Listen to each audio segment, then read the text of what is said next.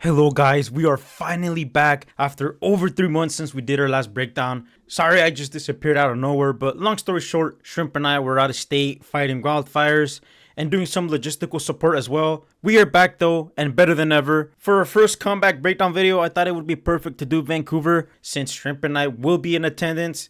But guys, let's get on with the breakdown and start with the first fight of the night in Melissa Croden versus Tainara Lisboa. Croden, this is her UFC debut. She's a finisher, bro. She has 5 KO/TKO wins and 1 submission win. She has lost 100% finishing twice. rate. Yeah, 100% finishing rate. She has lost twice, and we have no idea how she's gonna perform in the UFC. But she's got some nasty hands, bro, and she can hit you. She gets down. Yep. However, Tainara Lisboa, she's a great counter striker. She is coming off a loss to Luana Santos where she got subbed, but Luana Santos looked amazing. And before that, she was on a 5-5 win streak. So this is a pretty hard fight to pick. I don't know where you're gonna go, Ivan, but what you got? I'm gonna go with Melissa Croden. I'm gonna start it off with the first Canadian to win on the night because this is in Vancouver, Canada, and I'm gonna say just the momentum and it's gonna be like a winning at home sort of thing on a debut. It's gonna be like something out of a movie, you know. I'll probably say by a split decision, Melissa Croden. Okay, okay. Yep. I think I'm gonna go the opposite direction, Ivan. I'm gonna think about it too much, but I got the Duckling Lisboa to spoil the home winning for Croden and The get. homecoming. Yep. Mm, And I feel like she's gonna be all able right. to not knock her out, but she's gonna get the other end of that split decision. Okay. Okay. Yes, sir.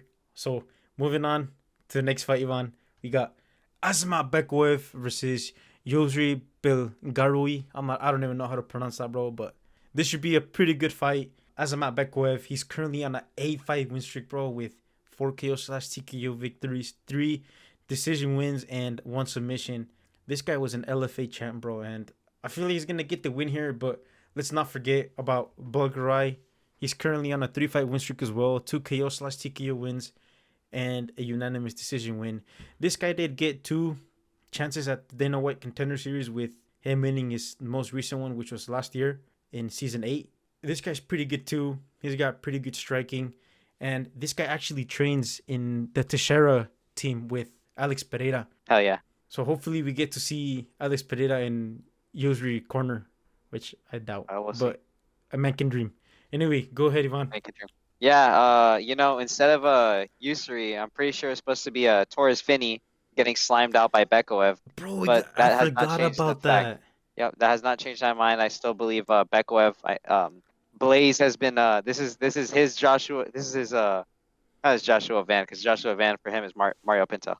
This Which he is destroyed. this is his other man. This is his side piece. Azamat Bekoev. He told me this man is crazy. You know, he's on a good run, and I'm gonna listen. You know, I can't remember. Who did Bekoev last fight? he brutally knocked out someone, bro. Where the fuck's my Yeah, I phone? can't remember who it was. But What the hell? Where is my phone? yeah. So Bekoev. I'm gonna go him by a second round KO over Yusri Bel Delphine. Bell who? Bel Delphine. Whatever it is, this name.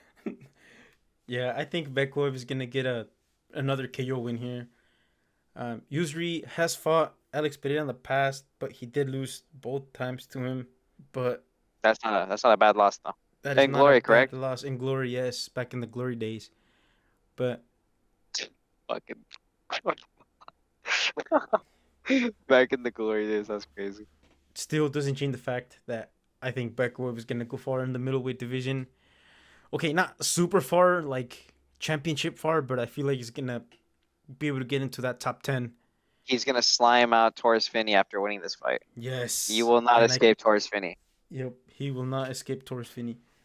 Yeah, Ivan, Veko slammed out Zachary Reese and Ryan Loader, Word. both in the first round. Oh, Zachary Reese. Yeah, that's the guy that was supposed to fight. What's his name? No, what's his name? The dude everyone makes fun of. Boot Gang. What's his name? Boot Gang. Who are you talking about? The guy who, the guy who has like 20 criminal charges. Boot Gang. Oh, fucking dude, Cedric Dumas. Sajikis Dumas. There you go. Yes, that.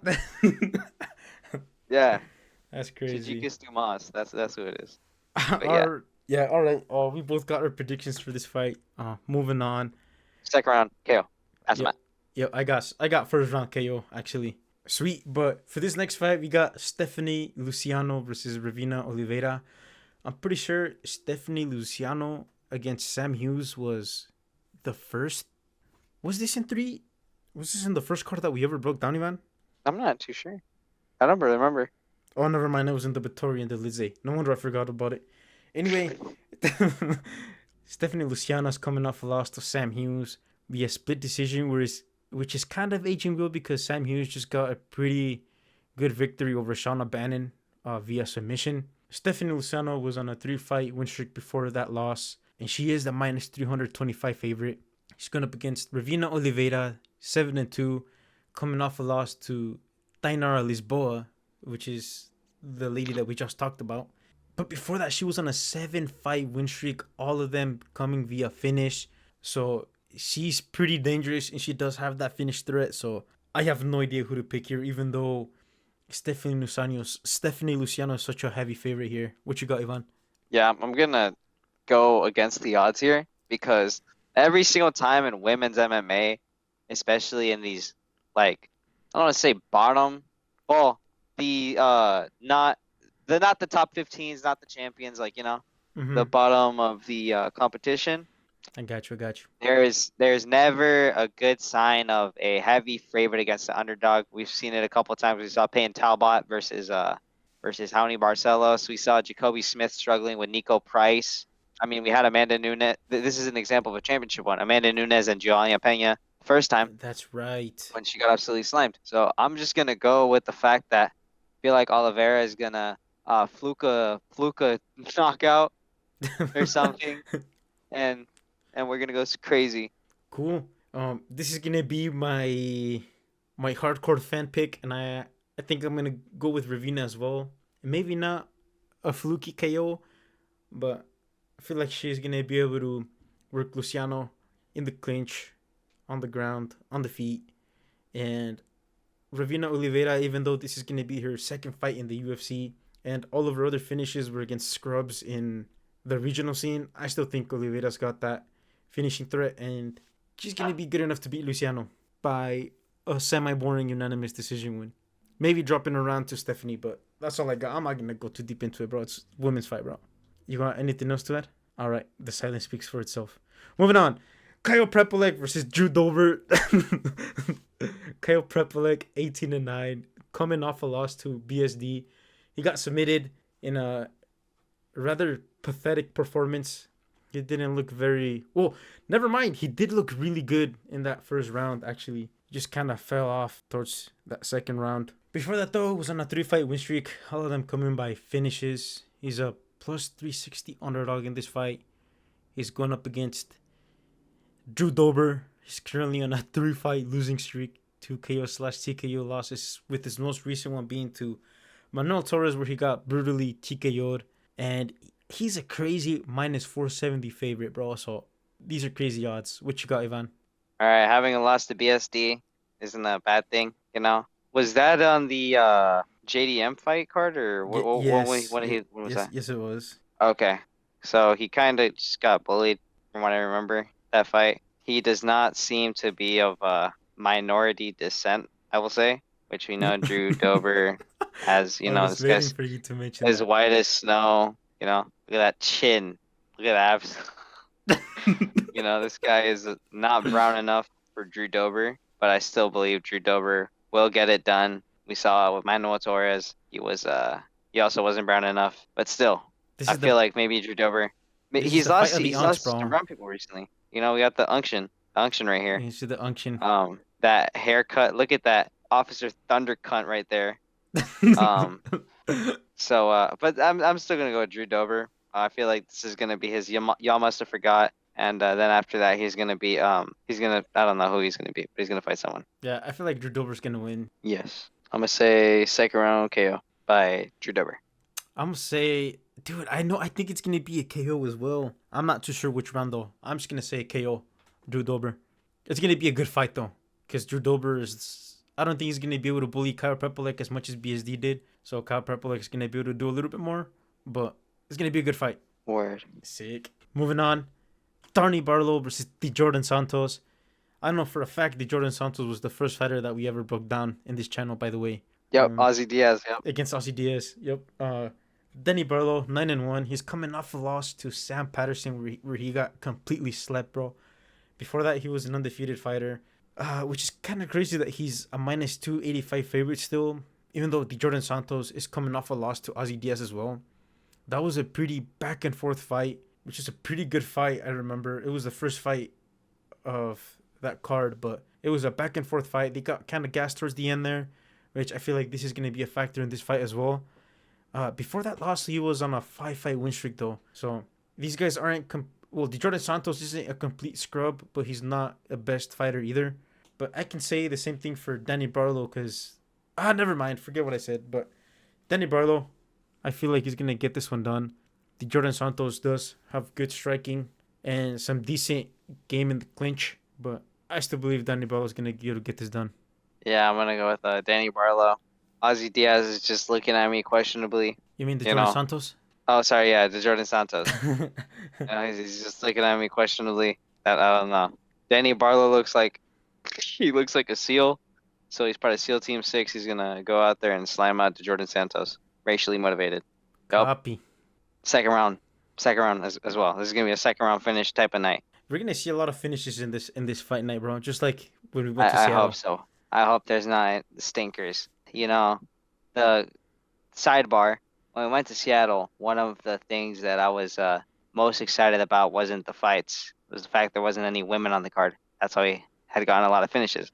We got a couple women this time, but I believe flower power, part of feminism. I'm listening to G Nyko and drinking my matcha as we speak right now.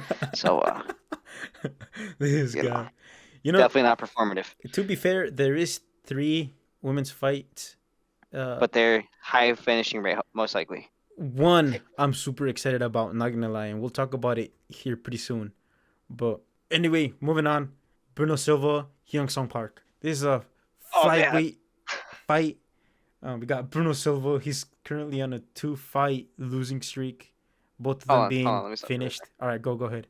Let me tell you about Bruno Silva, This man. guy. He got absolutely slimed by my man, Joshua Van. All right, there you go. That's all I want to say. That's crazy. You glazed Joshua Van. No, whatever. Bruno Silva before that was on a 4-fight win streak. Hyung Sung Park. He's coming off a loss to Tatsuro Taira where he got absolutely dominated and he got subbed faster than me eating a sub at Subway, bro. Before that, he was an undefeated fighter, obviously. 9 finishes, which is crazy. And for that reason, I'm going to get Park to get a win here. I don't know. I feel bad for Bruno Silva, but he's kind of like that fighter that tests. Yes, I didn't want to say it like that, but he's a stepping stone for these up and coming fighters. He is the Alonzo Manyfield of the flyweight division. Exactly. And I'm not saying Park is as good as Joshua Van or Kopp, which are the 2 guys that knocked him out and used Silva as a stepping stone, but I still think that Park's going to be able to get it done. Bruno Silva is not as good as a grappler as Tatsuro Taira, and he doesn't carry that finishing threat. But we'll see how it goes. I still got my boy Sung Park to get a finish here. What you got, Ivan?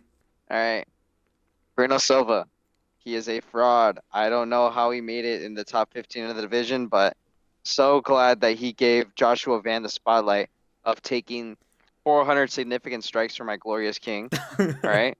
Which then allowed him to get another jump in the rankings to fight Brandon Royval, which beat, by the way. And in December 6th, he will be crowned the flyweight champion after slamming out Pantoja. But back to this fight. Hyung Sung Park, I mean, he lost to Tatsuro Taira.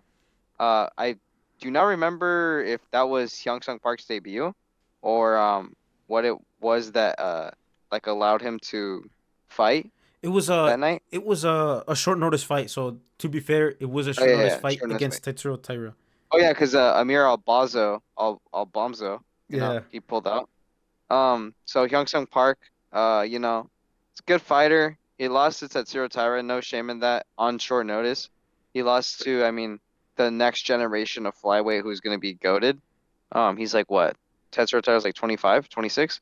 29. So, Tatsuro Taira. No, never mind.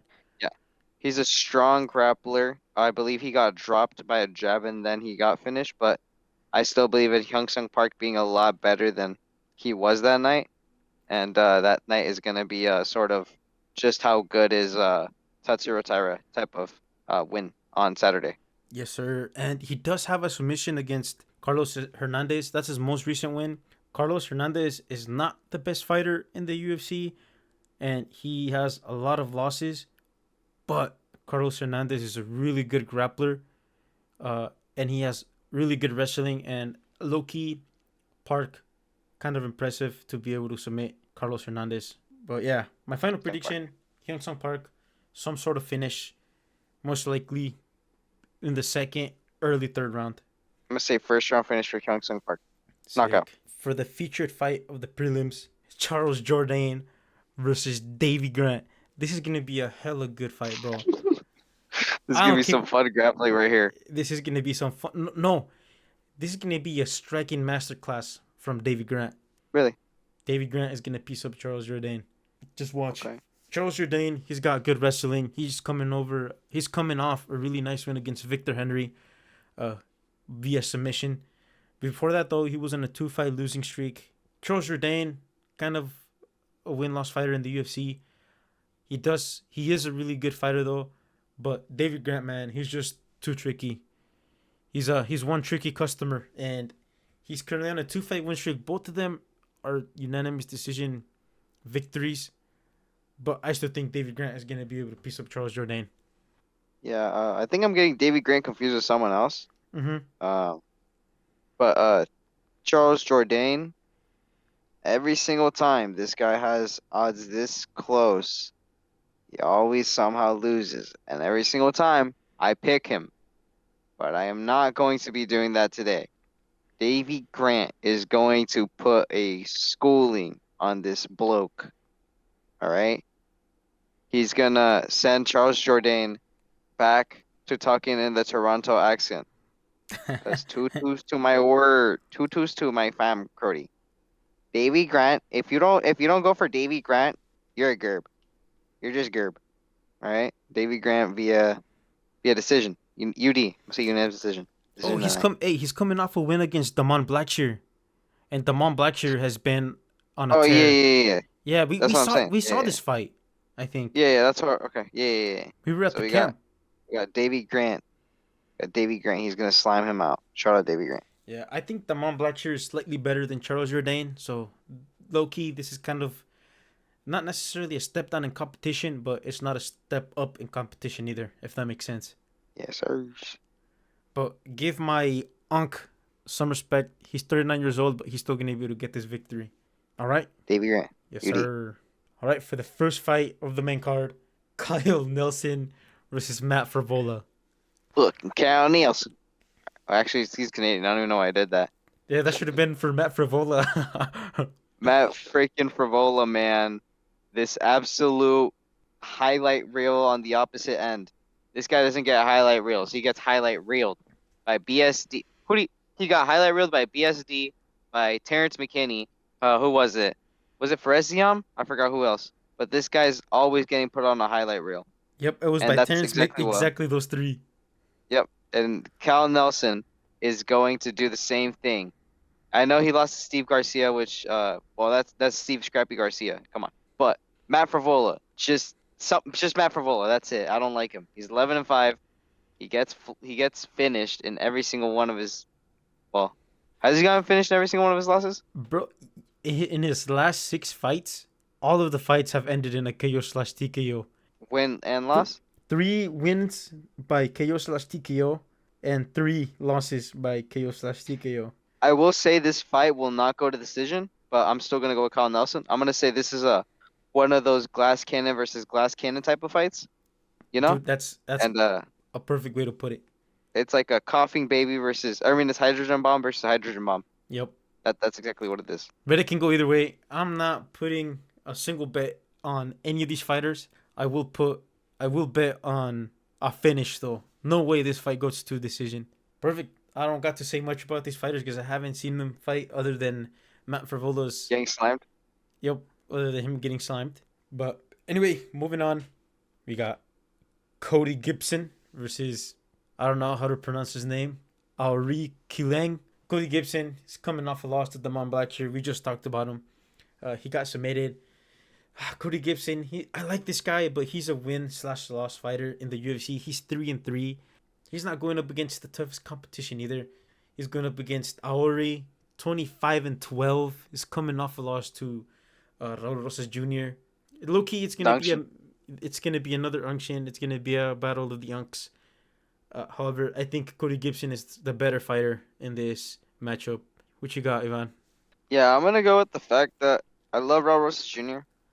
As you had said, you know, Mm-hmm. but let's face it, he's been getting cans thrown at him just so he could, build more prospect. He was supposed to fight Rob Font, I will say that, Yeah. but let's call a spade a spade. He's been fighting cans, and I think that's what I don't even know how to say his name, but believe that's what he is. He's a can, and Cody Gibson trying to riz me up over here, looking like he's just came out of the Zoolander movie.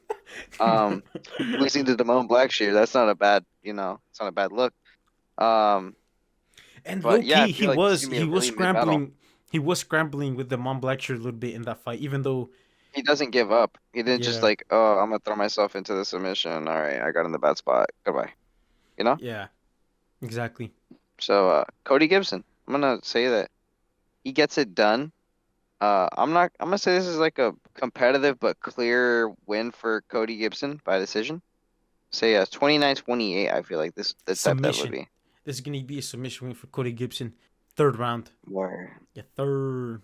Dope. Moving on, we got Manon Fiorot versus Jasmine Jasudavicius. This fight I'm actually excited for because Jasmine Jasudavicius, she's a really good up and coming fighter. She's got a lot of finishes to her record. And then Manon Fiorot, she is coming off a loss, but it's to a slightly washed Valentina Shevchenko. She's definitely not the same as she was before, but Manon Fiorot started that fight kind of slow.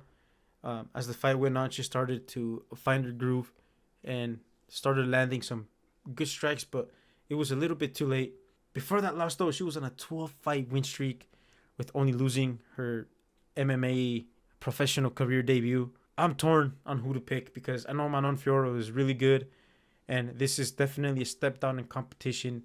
However, Jasmine Jadusevicius being at home, carrying so much momentum into this fight, it is a step up competition, definitely. But I don't know, man.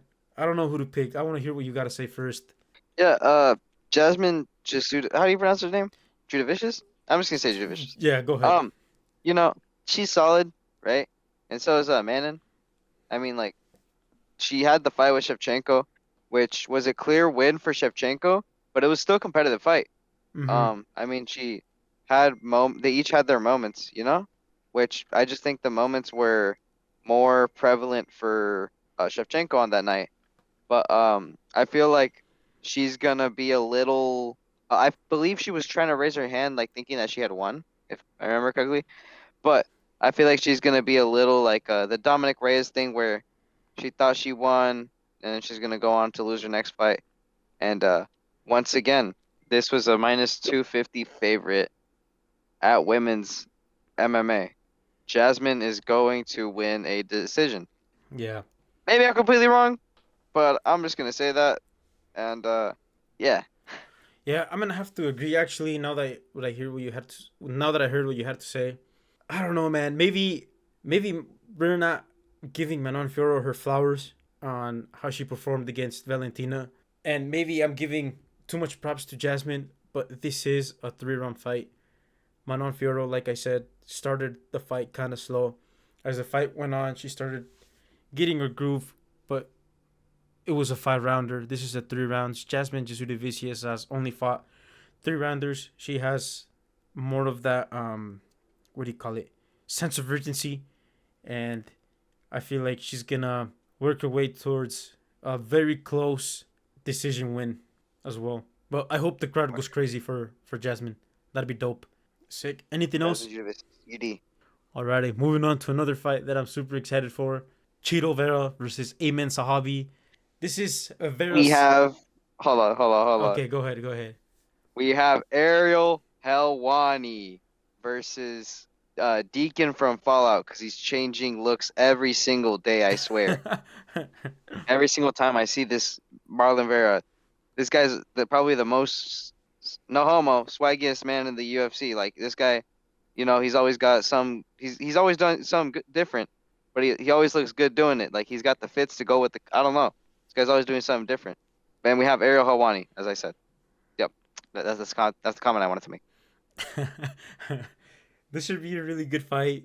Imran Sahabi, obviously, is pretty good. He's currently on a 6-fight win streak, 4 unanimous decision wins, 2 KO/TKO wins, with his most recent win over Jose Aldo, which came via unanimous decision win. He was getting kind of pissed up at the beginning of that fight, but his second and third round were really, really good, especially that third round, even though he did get freaking cracked by a soccer kick to the head and almost got. I don't know how he didn't go to sleep there, but props to him. Anyway, they both beat the shit out of each other in that fight, and he's going up against another really good striker in Chito Vera. Chito Vera is on a 2-fight losing streak, and he hasn't fought in over a year, I believe. So I know he's gonna come into this fight hungry, wanting for a win. So I'm also torn on who to pick for this fight because it's gonna be my first Chito Vera fight that I watch. You didn't watch the Figueiredo one? I swear you I did. did not. We have Ariel Helwani. Like you said, he had that fight with Jose Aldo where I don't know how he survived that soccer kick. This guy's got a chin of steel. But Marlon Vera, if there's one thing he's good at, it's at getting a knockout randomly, and that's exactly what's gonna happen. Marlon Vera is gonna go out there and he's gonna remind people, I'm not washed. I'm just good at, or I just find knockouts. He's gonna throw a front kick like he did against Dominic Cruz, and he's just gonna slime this Ariel Helwani wannabe out. It's Canadian Ariel Helwani. All right, this is gonna happen. Marlon Vera by third round finish after losing the first 2 rounds. Copy. I think just because you went with Chito Vera, I think I'm gonna go with Sahabi to win here, just so that we can have a little rivalry while we are watching the fight. However, if Vera wins, I'd be a little bit more or as happy as if Sahabi wins. But this is gonna be a banger of a fight. They're gonna go to freaking work, and it's gonna be a striking masterclass by both of these guys, hopefully. But Ayman Sahabi, It's gonna be a fun fight, that's for sure. yeah, Ayman Sahabi. If Ayman Sahabi wins, it's gonna be by another unanimous decision win. And if Cheeto wins, it's gonna be by a KO, like you said. So we'll see how it goes. Ah, cabrón. Hola, Chetito. The fuck? I didn't know he was in my room. ¿Qué Chetito? Di hola. ¿No? Diles hola. That's crazy. That picked it up perfectly. See? All right. Anyway, back to the topic at hand. In conclusion, this is gonna be a banger of a fight. You got Vera. I got Sahabi. Nice fight. Kevin Holland against Mike Malott. Bro, Kevin Holland is the most inconsistent fighter I have ever seen. And this is his 5th time fighting this year, bro. And I've seen every single one of his fights. And I understand. And every single time it's been more frustrating. Yup. And I understand what people say when people get frustrated at Kevin Holland, bro. He's 2-2 in 2025. He's coming off a loss to Daniel Rodriguez, which is like, what the heck? Whatever, bro. You take this one from here. All right, let me tell you about this absolute fluky flukester, Kevin Holland. I love Kevin Holland. Like I said in the last video with Daniel Rodriguez, I don't even know if we posted that. I don't think we did because that's when we left to the fires. But I went on a whole rant on how I thought Kevin Holland, when he had that 5-win streak back in 2020, was going to be the next best thing since sliced bread when he was fighting at middleweight. Mm-hmm. But man, was I way off. This guy does not take his career seriously whatsoever. That's one of the things I had. This guy has the potential to be like I said, the next best thing. He's got power. He's pretty long. Pause. He's got some solid jiu-jitsu. But man, that Daniel Rodriguez fight was so frustrating to watch. Yeah. Like, oh man. Dude, did we watch that at the camp as well? Yes, we watched it at the camp. We watched it at camp. So that fight was so frustrating to watch. But on the opposite end, we have Mike Malott getting finished by Neil Magny. So I'm just gonna go off of instinct and go Once again, Kevin Holland, I call your number. Please do not do a 45-70 on your record. I call your number. Please, Kevin Holland. Please. Slime this. I don't even know who he looks like. He looks like he'd be a bully in the old TV show. I don't know, man. I picked Charles Radke against Mike Malott in his last fight, and I looked stupid as hell because Mike Malott completely slimed him like really fast. I think it was like in the first seconds of the second round. But he's on a 2-fight win streak, 11 out of 12 finishes. So I don't know, man. Kevin Holland lost to D-Rod. And if I pick against him, he's going to win against Mike Malott. He's going to put him in on another fucking armbar like he did to Vicente Luque and get a nasty freaking submission win out of nowhere. But at the same time, if I pick Kevin Holland, I feel like Mike Malott is going to put Kevin Holland to sleep. So I don't know. I'm gonna go with Mike Malott. He's got the home advantage, and Kevin Holland, he's a fluky flooster and a consistent inconsistent fighter. So that's all I've got to say. Kevin Holland, please. Please. Donald Trump, save us, please. This guy. Kevin Holland via third round KO. I'm gonna stay with it. All right, sounds good. This should be a pretty good fight though. All right, moving on to the main event of the evening. We got Rainier DeRidder versus Brendan Allen. RDR, he's currently on a 5-fight win streak in the UFC. 2 submission wins, 1 KO/TKO win, and a split decision win over Robert Whittaker. He's going up against Brendan Allen, which was originally supposed to be Fluffy Hernandez, but he pulled out due to injury, which would have been the second time we've seen him fight in person, which makes us watching Brendan Allen second time in person. But Brendan Allen, he's coming off a decent win over Marvin Vettori via unanimous decision. He looked decent in that fight, not gonna lie. But Brendan Allen, I don't know how to describe this guy's skill, if that makes sense. Brendan Allen has all the skills and everything you need. The only thing he lacks is IQ. He will be winning a fight in the stand-up and will decide to start grappling. That's my only issue with him. He's a great fighter. I disagree with you on that Marvin Vettori thing. He did not look decent. He looked great. He put a 3-round beating on Marvin Vettori. We watched this fight, didn't we? Exactly. That's what I'm saying. He looked great in that fight. That's right. He was just whooping his ass for 3 straight rounds. Mm-hmm. And we also did watch the Rainier DeRidder fight. We also had Nick and Eric right there watching the fight with us. Shout out to our boy Nick and our boy and Eric. Yes, sir. Rainier DeRidder had a really close fight with Robert Whittaker, who has always been that gatekeeper for the top 5 or for the next title. Mm-hmm. If you could get past Robert Whittaker, then you can get past. You could fight for the title pretty much. And Brendan Allen and Rainier DeRidder is a great fight. I am gonna go with the underdog here. I'm gonna say Brendan Allen flukes. I'm gonna say Brendan Allen pulls a fluke off. Wow. Okay. Interesting decision. Yep. Interesting pick. Wow. I'm gonna say somehow. I'm surprised. I was gonna go with Anthony Hernandez if he was here. Mm-hmm. But I'm gonna say Brendan Allen somehow gets it done. I don't know. I just have this feeling in my right ball, my right testicle, my right testy, that Brendan Allen is gonna, hopefully it's not crabs. Hopefully it's feeling for the fight. But I have a feeling in my right testy that Brendan Allen is gonna pull some wizardry shit on him. Damn. Okay. Interesting take. I'm gonna go with RDR, man. I think Rainier DeRidder is gonna have the skills to beat Brendan Allen, and I think it's gonna be via submission. I'm calling it right now. Word. He's gonna catch Brendan Allen in a Darce choke. Just watch. Brendan Allen. He's gonna do it. Via Brendan Allen. via all in Allen. Via all in Allen. Got it. Yes. Alrighty, to conclude the video, we will be in attendance for this. Yes, sir. And we will hopefully do some vlogs. We'll see what happens there, but yeah, like Ivan said, we're gonna try to record our experience in Vancouver.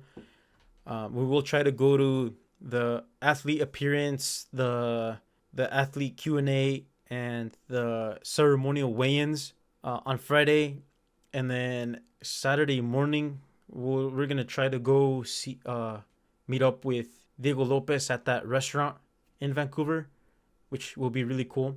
And if we do get some really cool footage, we will upload some of it to the channel. Also, this was gonna be a surprise, but we will be joining Lucas Tracy, Bedtime MMA, and MMA Guru for the. I'm just fucking kidding, bro. I fucking wish, bro. I was like, what is this guy I'm just talking kidding. about? No, I don't know. I don't even know what I'm talking about, bro. Yeah, Lucas Tracy actually sent me the contract, but it was only 5 figures. It wasn't 6. So I was like, yeah, sorry about that. Can't join. Lucas Gracie, man.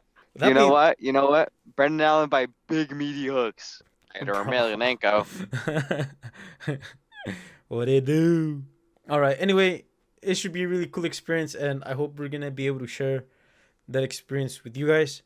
So stay tuned in for our blogs. We will not be having a post-fight breakdown because we will be driving back home from Vancouver, and I'll be working on editing the vlogs and the footage that we got for Friday and Saturday.